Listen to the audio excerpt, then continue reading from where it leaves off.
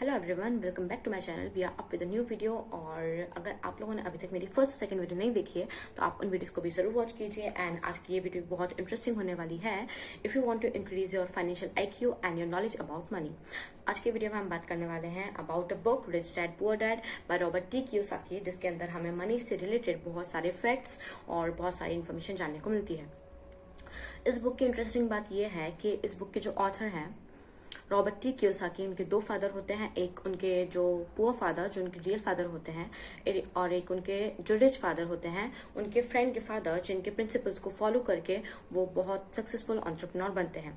तो आज हम उन्हीं प्रिंसिपल्स के बारे में जानने वाले हैं। तो जानते हैं वो प्रिंसिपल्स क्या हैं। और ऐसा बिल्कुल भी नहीं है कि आपके पास बहुत सारे पैसे होने चाहिए इस बुक के प्रिंसिपल्स फॉलो करने के लिए। आप अपने थोड़े से पैसे को भी बहुत सही जगह पर यूज़ करके और अपने पैसे को मल्टीप्लाई कर सकते हैं, और इस बुक के प्रिंसिपल्स बहुत अपने थोड़े से पैसे से भी फॉलो कर सकते हैं। तो हम जानते हैं वो प्रिंसिपल्स क्या है। Invest in your time now to invest in your money later. Friends, अगर आप लोग अभी टीनेजर हैं, अगर आप लोग अभी स्टूडेंट लाइफ में हैं अपनी, तो I will really suggest you कि आप इस बुक को ज़रूर पढ़िए, क्योंकि अभी हमारा माइंड बहुत सारी चीज़ों को बहुत अच्छे तरीके से और बिना किसी ऑब्जेक्शन के ग्रैस्प कर सकता है। तो अगर हम अभी पढ़ते हैं इस बुक को, तो हमारा जो मनी को लेकर के जो बेस है बहुत ज़्यादा स्ट्रांग हो जाता है, और हम लोग को बहुत सारी चीज़ें समझ में आ जाती हैं अभी अपनी स्टूडेंट लाइफ में ही। तो जब हम खुद अर्न करने लगेंगे तो हमको I think financial crisis face नहीं करनी पड़ेगी, क्योंकि इस बुक में हमें यही सब चीज़ जानने को मिलती है कि हम किस तरह से हमारा पोर्टफोलियो डाइवर्सिफाई कर सकते हैं और किस तरह से हमारे इनकम के बहुत सारे सोर्सेज क्रिएट कर सकते हैं। और ये वीडियो बनाने का मेरा मोटिव भी यही था कि आप लोग को इस बुक के बारे में पता चले और आप लोग इस बुक को या फिर इसकी समरी को ज़रूर पढ़ें। तो आप प्लीज़ इसकी समरी तो ज़रूर पढ़िएगा, और उसको जानने के बाद आई थिंक आप लोग उस बुक को भी ज़रूर पढ़ना चाहेंगे। बोरिंग बिल्कुल भी नहीं है। अगर आप लोग उसको सच में सीरियसली पढ़ते हैं तो बहुत एंटरटेनिंग, बहुत अच्छी बुक है, वो बहुत इन्फॉर्मेटिव है, और आप लोग बहुत रिलेटेबल फाइंड करेंगे उसमें कंटेंट। तो आप उस बुक को ज़रूर पढ़िएगा। तो जो फर्स्ट प्रिंसिपल है जो इस बुक में हमको जानने को मिलता है वो ये है कि the rich don't work for money. हमारे साथ ये होता है कि हम लोग अपनी पूरी लाइफ मनी क्रिएट करने में, मनी अर्न करने में लगा देते हैं, और कभी भी उसको कहीं पर स्पेंड करने के बारे में या फिर सही तरीके से उसको इन्वेस्ट करने के बारे में नहीं सोचते हैं।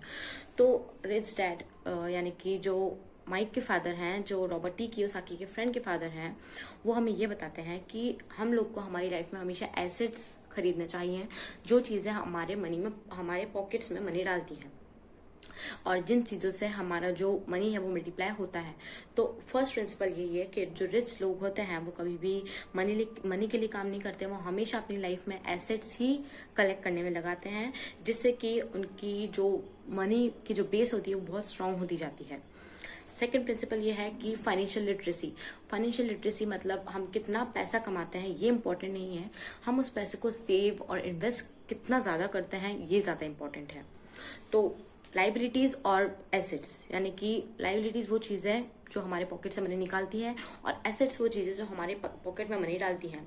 तो फाइनेंशियल लिटरेसी हमें यही चीज़ सिखाती है कि हमारा जितना भी पैसा है हम उसको एसेट्स कलेक्ट करने में लगाएं, जिससे कि हमारा पैसा सेफ रहे। रिस्क तो हर जगह होती ही है, बट वो रिस्क भी हम बहुत ज़्यादा सोच समझ करके उठाएं और हमारे पैसे को सही जगह पर इन्वेस्ट करें, ताकि हम लोग को प्रॉब्लम्स फेस ना करनी पड़े और हमारा जो मनी है वो मल्टीप्लाई ही हो और हमें लॉस ना हो। तो एसेट्स ही हमें कलेक्ट करने चाहिए। इस पूरी बुक में हमें मेनली एसेट्स के बारे में ही वो बताते हैं कि हम बहुत ज़्यादा से ज़्यादा एसेट्स कलेक्ट करें। वो एसेट्स प्रॉपर्टीज़ भी हो सकती हैं, पेपर्स भी हो सकते हैं, या फिर वेबसाइट्स, रॉयल्टीज़, बहुत सारी चीज़ें होती हैं जो हम गैदर कर सकते हैं। तो रिच डैड हमें पॉजिटिव कैश फ्लो वाले एसेट्स क्रिएट करने के लिए बोलते हैं, और इसके लिए बिल्कुल भी ज़रूरी नहीं है कि आपके पास लैक्स में रुपीस होनी चाहिए। अगर आपके पास थोड़े भी पैसे हैं तो आप जब इस बुक को पूरी तरह से पढ़ेंगे तो आपको वो चीज़ समझ में आएगी।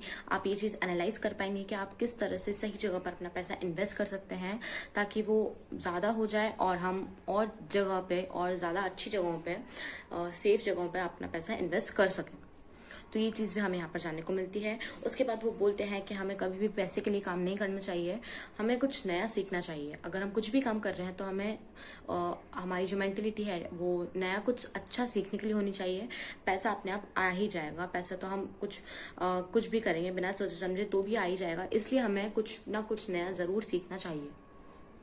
साथ ही हमें इस बुक के अंदर हम किस तरह से ऐसी प्रॉपर्टीज खरीदें जिससे हम टैक्स को कम से कम बहुत ज़्यादा हद तक रिड्यूस कर सकें, इस चीज़ के बारे में भी हम इस बुक में जानने को मिलता है।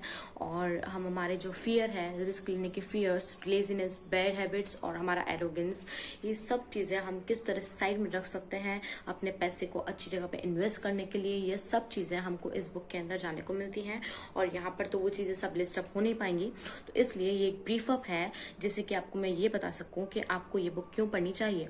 तो आई थिंक मैंने ये सारे पॉइंट्स कवर कर दिए हैं कि आप लोग को क्यों पढ़नी चाहिए ये बुक। तो आप इस बुक को ज़रूर पढ़िए। और अगर आप टीनेजर हैं, 18+ वाली एज में हैं और अभी आप अर्न भी कर रहे हैं, कोई भी एज में है, तो आप इस बुक को ज़रूर पढ़िए। आपका फाइनेंशियल बेस जो है वो बहुत ज़्यादा स्ट्रांग हो जाएगा और आप लोग सही तरीके से अपने मनी को इन्वेस्ट करने के बारे में सोचेंगे। तो आप इस बुक को ज़रूर पढ़िएगा या फिर समरी तो ज़रूर पढ़िएगा। तो आज के वीडियो में यही था। आपको जो भी लगे आपके व्यूज़ ज़रूर मेरे साथ कमेंट सेक्शन में शेयर कीजिए। And thank you for watching my videos. So stay tuned till next video. Bye bye.